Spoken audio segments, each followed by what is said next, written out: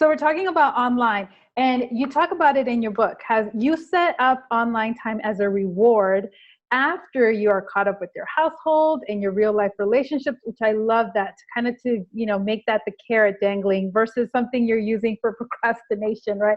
So Oh, what kind of guidelines do you have set for yourself? And you have 15 children, you publish books, you have a YouTube channel. So how do you balance that online hobby business, yeah. with your online time, all of I think that's the distinguishment there. I hope that's a word. it? Yes. I think that what happens is we have some of us are online because we are actually making a living.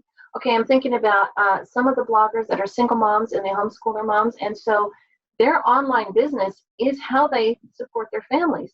Hmm. So they are going to have to take, and there are some two income. There's some families that it would be only a one income family, and that, but it would have to become the mom would have to go to work if it weren't for what she does online. Now, if you look at it like that, that's not a hobby anymore. That's actually doing something to support your family. And in that type of situation, you may have to let a few things drop in your life in order, you can't do everything.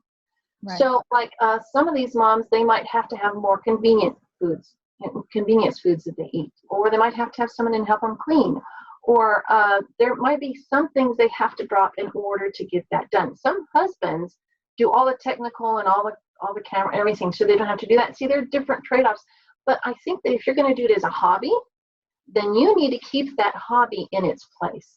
And Hmm. it should never encroach on like your relationship with your husband. Or first off, your relationship with the Lord. If you aren't having time to spend time with the Lord and you have this hobby and say, oh Lord, I can't spend time with you because I got to check on this and do this, there's something out of balance. It's going to catch up. Yes. If you don't have time for your husband and he's feeling, left out, and that, I mean, already with a whole bunch of kids, we're already doing that. So, I mean, that's just one more thing. My husband is so supportive of me. He loves that I do this stuff. It makes him so happy. He goes out of his way, like he got me a studio camera, and he just does. But he'll tell me when he says, "Honey, we haven't had any time together," and it's like, "Uh-oh." Yes. So I try to keep very strict boundaries on what place this stuff has in my life.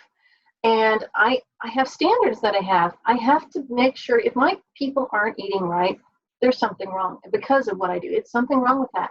If my house is always a mess, no, that's out of balance.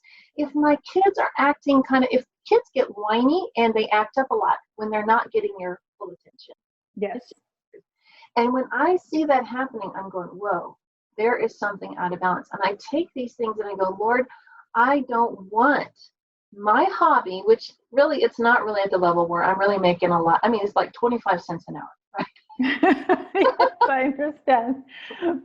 So I don't want to take that, and I don't want that to become something that interferes with the main job you've given me. Now, there might be a situation where I need to focus on that as part of income because something, things change in our lives.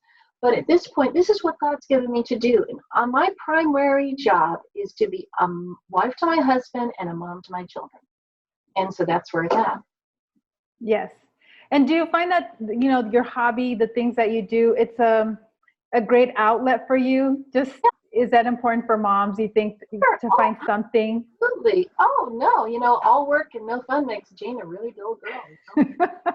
And yeah, and we have to. There has to be life coming from us and flowing out from us, and we have to have outlets, not just to our family, to others. I'm not. And when I say that, I don't want it to be out of balance, but a mom who has time to do something creative that's not in her home is going to be a better mom than when she turns to do her stuff.